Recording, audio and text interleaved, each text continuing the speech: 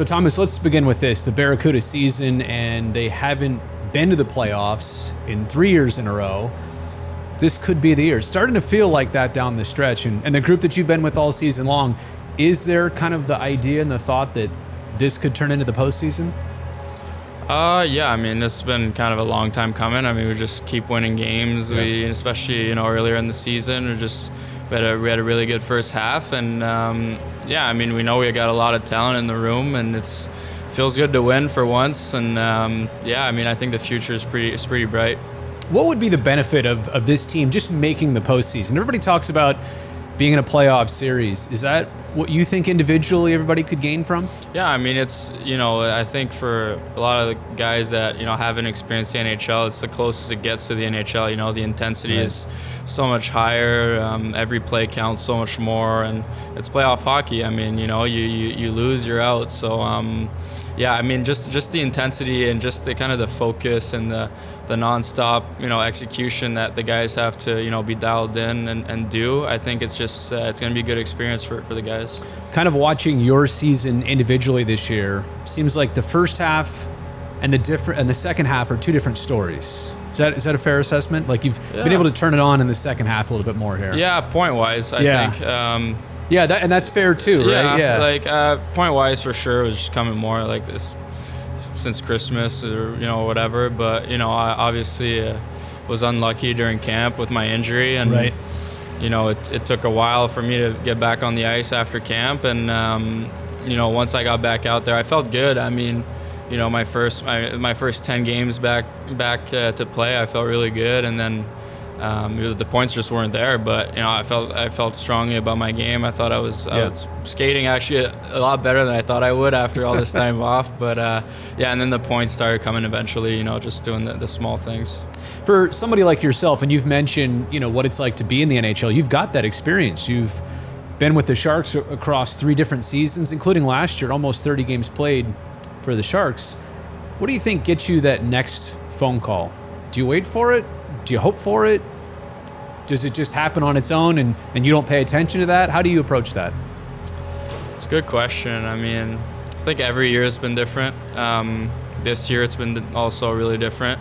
Didn't know if they were going to decide to keep me up or not after the injury. Right. There was no really talks of that.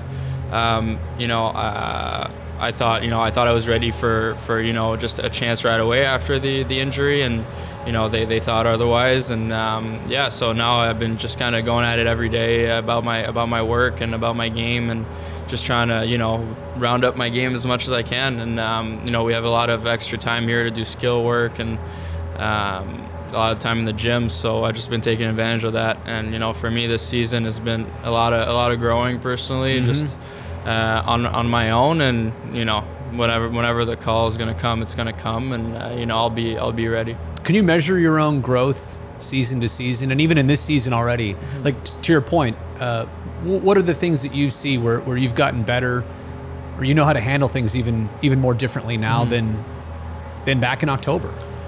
I think just things hit you a bit less. I think they impact you a bit less, if I can say that. They're just you kind of learn how to deal with stuff different ways. You start to learn how pro hockey works and how a lot of things in this game works, and I think the experience just kind of keeps you even keel, keeps you thinking that you really just got to go about your everyday, day to day, stay present, because if you're not staying present, then either it can lead you in the bad direction. So it's not something that I knew about you before. Tell me if I have this right. You lived in Switzerland for 10 years?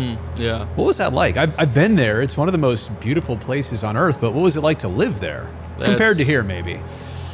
I mean, I'm gonna get a lot of hate from my American people. That's okay. But, I love it over there. I personally think it's one of the greatest countries in the world. It's so beautiful. It's it's hard to describe, really. It is. Like when you're there, it's just a whole different feeling, a whole different vibe, and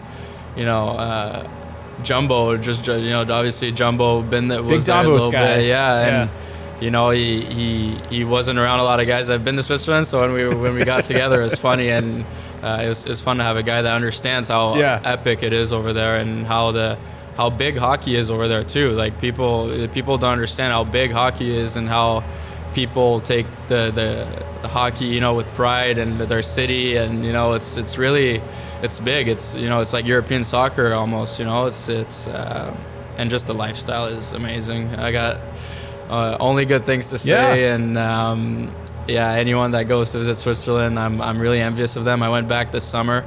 You know, I was fortunate enough to go back for a little bit, work out, train there, so it was fun.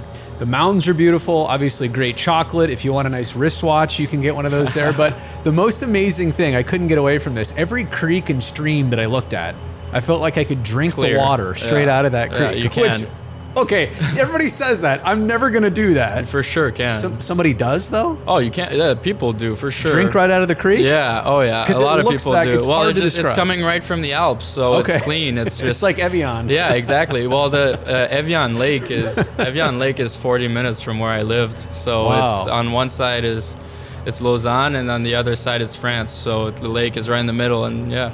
But you don't have Swiss citizenship, though, correct? I have a Swiss hockey license, though. Okay, so you could go back anytime you want. Could you bring a friend? I could bring a friend just for, you know, being around town with me, but All right, couple different things here. Now, you've been around the AHL circuit enough to know all these places. I want you to give me a scouting report on these road cities. Oh, boy. Iowa. And you could just tell me anything about it. Like, what's the first impression when you go to Iowa? They have one good street. Okay, to, like, go hang out? Yeah, I guess. Have a dinner? That's all I know. San Diego? Come on, San Diego is San Diego great. was beautiful. Right. The beach, I mean, the beach, I'd say. Abbotsford?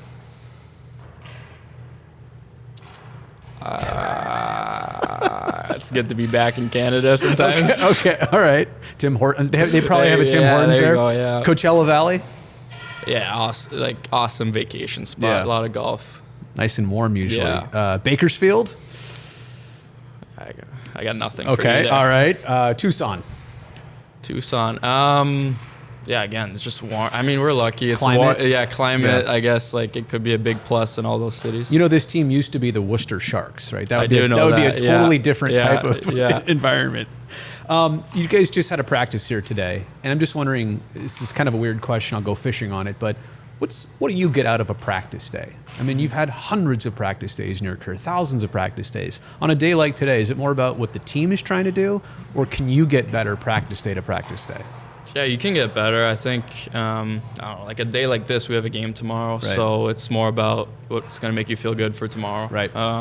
But yeah, you try. I personally try to approach practice with always something in mind, just always having, you know, a couple things that I know I want to get better at, because I don't know, either I missed a rim the game before, or, you know, I missed a certain pass or whatever, and just little things that, you know, I want to get better at, and, you know, I want hard things to become, you know, a bit more effortless. And then on a game day, what's the most important thing that has to happen for you before the game? Something that you need to do to absolutely get ready. I need my caffeine. Okay, so it's more of a physical prepared and my body. nap. Yeah. And I don't know. I'm a pretty big routine guy. Okay. Especially on game day. So maybe it's just the routine has to happen. Yeah, the routine, like the pregame nap, the pregame meal, the little stuff I do before the game. A couple times, you know, you're not going to be able to do everything, or, you know, you're on the road, or you got situations, but I got my little superstitions that make me feel a little bit better. All right, and then lastly, I'll leave this as kind of an open-ended question. The next time you're a Shark, what would you like to accomplish? Help the team win as much as I can. You know, just show the people that, you know, I belong in the NHL, and, you know, I thought I did a good job last year, and I'm just ready to show them that I took even another step, you know, with and without the puck, and, you know, whenever the call will come, I'll be ready. All right, great to have you, Thomas. Thanks for the time. Appreciate it. Thanks, brother.